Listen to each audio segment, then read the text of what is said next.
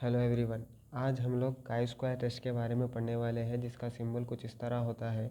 देखिए, chi square test हम इसलिए यूज़ करते हैं क्योंकि हमें कैलकुलेशन और थियोरेटिकल वैल्यूज़ जो होती है उस वो सिमिलर है या डिफरेंस है, उसको मालूम करने के लिए हम ये काई स्क्वायर टेस्ट का इस्तेमाल करते हैं।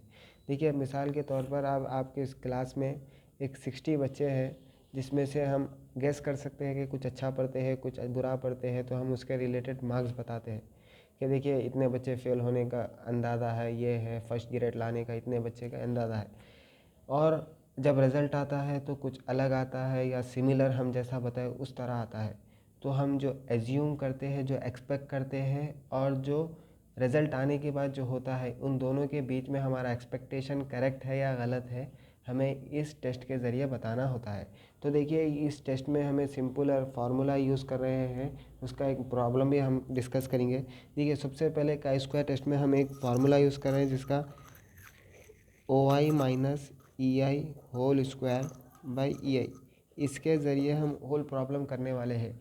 ओ आई के मायने होते हैं एक्सपेरिमेंटल वैल्यूज़ एंड ई आई के वैल्यू होते हैं एक्सपेक्टेड वैल्यूज़, और ई आई तो मालूम है एक्सपेक्टेड वैल्यूज़। तो हम इसके ज़रिए प्रॉब्लम सॉल्व करने वाले हैं।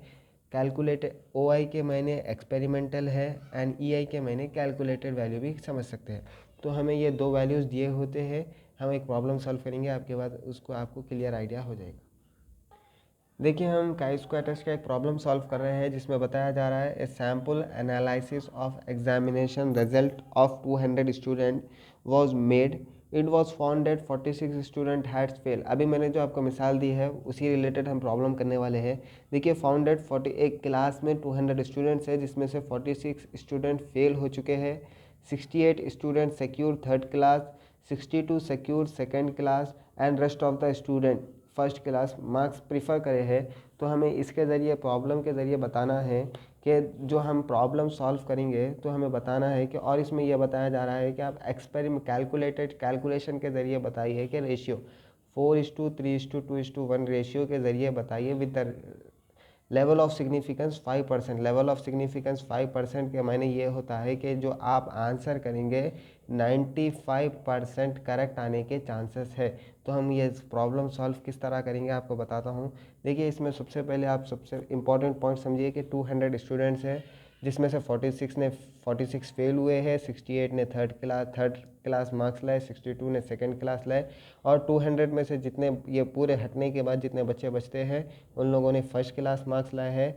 उसके बाद ये तो हो गया हमारा एक्सपेरिमेंटल, यानी रिजल्ट आने के बाद की सिचुएशन बताई जा रही है। लेकिन हम एक्सपेक्टेड जो कर रहे हैं वो रेशियो 4:3:2:1 रेशियो के ज़रिए बताना है, और 5% लेवल ऑफ सिग्निफिकेंस। ये 5% ऑफ लेवल सिग्निफिकेंस हम प्रॉब्लम सॉल्व करेंगे जब बताता हूँ मैं। तो आपको ये 5% ऑफ लेवल ऑफ सिग्निफिकेंस के थ्रू करना है। हम ये टेबुलर कॉलम में कर रहे हैं। मैं आपको टेबुलर कॉलम का आसान तरीका बताता हूँ, आप देखिए अभी जो हमने प्रॉब्लम क्वेश्चन दिखाया था उसका कुछ इस तरह टेबुलर कॉलम बनाना है। सबसे पहले टेबुलर कॉलम में हमने यहाँ सीरियल नंबर डाला है। उसके बाद ओ I minus E I whole square, दोनों को माइनस कर कर होल स्क्वायर करना है। उसके बाद जो हमारा नॉर्मल फार्मूला है O I minus E I whole square divided by E I, हमें डायरेक्ट सॉल्व कर कर इधर ही डाल देने का है। देखिए, मैं अभी क्वेश्चन में आपको बताया था कि 4 कैटेगरी के स्टूडेंट्स हैं। पहले वाले तो जो फेल हो चुके हैं, जिनको थर्ड क्लास मार्क्स है, जिनको सेकंड क्लास मार्क्स है, और जिनको फर्स्ट क्लास मार्क्स है। ये हमें टेबल में बता दी, क्वेश्चन में बता दिया गया था। उसके बाद हमें ये दो भी गिवन डेटा थे जिसमें हमें बताया गया था कि एक्सपेरिमेंटल वैल्यूज़ जो कि हमें बताया गया था, इधर देखिए आप। सबसे पहले हमें बताया गया है कि जो बच्चे फेल हो चुके हैं 46 है, जो थर्ड क्लास है 68 है, और जो सेकंड क्लास है 62 स्टूडेंट्स है। तो देखिए, जो फेल हुए सो स्टूडेंट्स है 46 है, जो थर्ड क्लास मार्क्स लाए हैं 68 स्टूडेंट्स है, जो सेकंड क्लास मार्क्स लाए हैं 62 स्टूडेंट्स है। आप इन दोनों को 200 से माइनस करेंगे तो रिमेनिंग जो बच जाएगा आपको 24 होगा। 200 माइनस आप ये पूरे नंबर्स करेंगे क्योंकि रिमेनिंग जो है बाकी के बच्चों को 24 स्टूडेंट्स बचते हैं पूरों को माइनस करने के बाद। तो इतने बच्चों को फर्स्ट क्लास मार्क्स है। अब यहाँ पर ये बात समझने की बात है कि 200 स्टूडेंट्स है, कितने स्टूडेंट्स है, 200 स्टूडेंट्स है, जिसमें इसने कहा है कि ये 4:3:2:1 रेशियो के ज़रिए आप कैलकुलेटेड वैल्यूज़ बच्चों के जो होते हैं कितने स्टूडेंट्स है कैलकुलेटेड वैल्यू के ज़रिए निकालिए। बहुत जने कन्फ्यूज़ होते हैं कि रेशियो में दिया गया है कैसा निकालना। आप देखिए रेशियोज़ को प्लस कीजिए, 4+3 7, 7+2 9, 9+1 10। आप देखिए 200 डिवाइडेड बाई 10 कीजिए तो आपको आंसर 20 आता है। ठीक है, अब आपको पहले उसमें 4 यानी जो फेल हुए कैटेगरी में स्टूडेंट्स को 4 रेशियो से लेना है। 20 × 4 करीजिए, आंसर क्या होता है आपको 20×4 = 80। नेक्स्ट क्या कहा जा रहा है 20 × 3, 20×3 = 60। नेक्स्ट 20×2 = 40, 21 × 20। यानी आप अगर कैलकुलेशन के ज़रिए करेंगे तो आपको ये फिगर आएगा कि 80 बच्चे फेल होंगे, 60 बच्चे थर्ड क्लास आएंगे, 40 बच्चे सेकंड क्लास आएंगे एंड फर्स्ट क्लास में 20 बच्चे आएंगे। तो आपको ये मालूम करना है कि आपका एक्सपेरिमेंटल वैल्यू जो आप एक्सपेक्ट कर रहे हैं और जो रिज़ल्ट आ रहा है दोनों में क्या सिमिलैरिटीज़ है, हमारा एक्सपेक्टेशन सही है या हमारा एक्सपेक्टेशन गलत है। हमें लेवल ऑफ 95% करेक्ट आंसर लाने के वास्ते हमें ये करना है। तो देखिए सबसे पहले OI - EI होल स्क्वायर करने वाले हैं। मिसाल के यहाँ देखिए 46 - 80 होल स्क्वायर करने वाले हैं। अब मैं पूरा लेंथी कैलकुलेशंस करने बैठा तो वीडियो बहुत लंबी हो जाएगी। 46 - 80 होल स्क्वायर हम कैलकुलेटर में डायरेक्ट डालकर कर सकते हैं, जिसका आंसर हमें 1156 आता है। 68 - 60 करेंगे, उसके बाद स्क्वायर करेंगे तो उसका आंसर हमें 64 आता है। और उसके बाद 62 - 40 देखिए 62 - 40 करेंगे तो हमारा आंसर 484 आता है। उसके बाद 24 - 20 होल स्क्वायर करेंगे तो हमारा आंसर 16 आएगा। अब देखिए ये आसान है, मैं बता देता हूँ। 24 में से 20 निकालिए, आपको -4 आता है, लेकिन स्क्वायर आने की वजह से 4 4 16 होता है, आंसर प्लस में आता है तो डायरेक्ट आंसर हमारा 60 आ गया।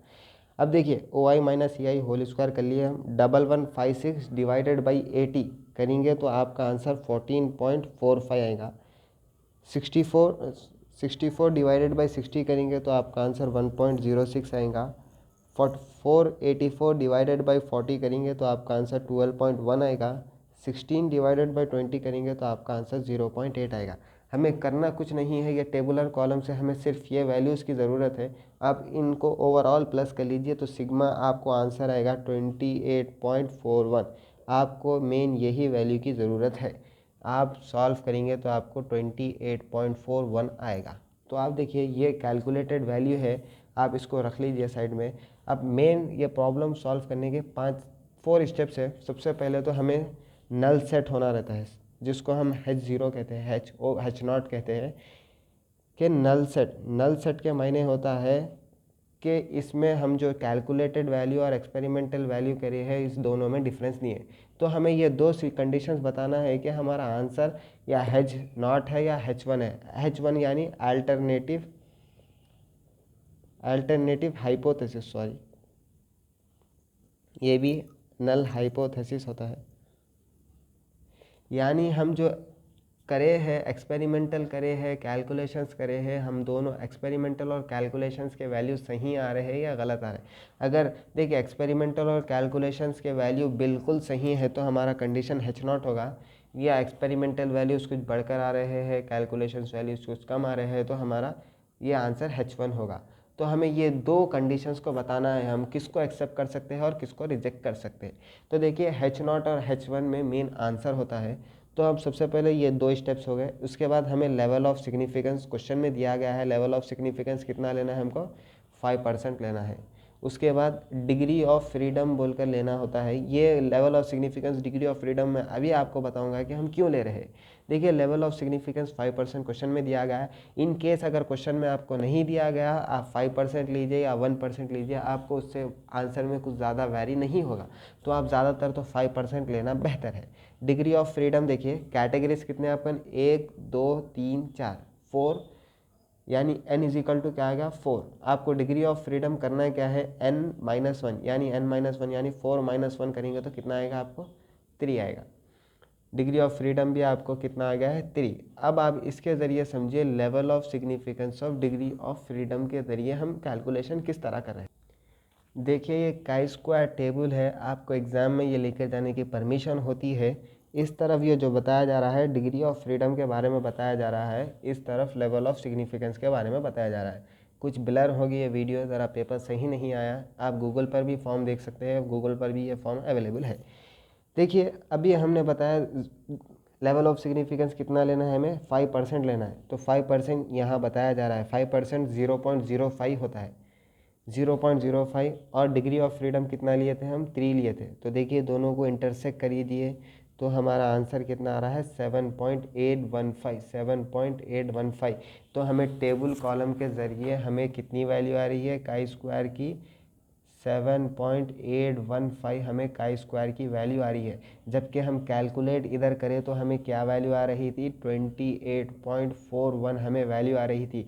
तो देखिए हमने जो कैलकुलेट किया है उसकी वैल्यू बढ़कर है किससे, टेबुलर कॉलम से। तो हम इस इक्वेशन के ज़रिए बता सकते हैं कि हमारा ये जो हाइपोथेसिस है नल हाइपोथेसिस नहीं है, अल्टरनेटिव हाइपोथेसिस है। कि जो हमने एजम्पशंस किए और जो रियल रिजल्ट है दोनों के बीच में बहुत डिफरेंस है। अगर थोड़ा बहुत डिफरेंस होता तो हमें नल हाइपोथेसिस आता था, लेकिन ये अल्टरनेट हाइपोथेसिस है, यानी हमें बहुत ज़्यादा डिफरेंस आने वाला है।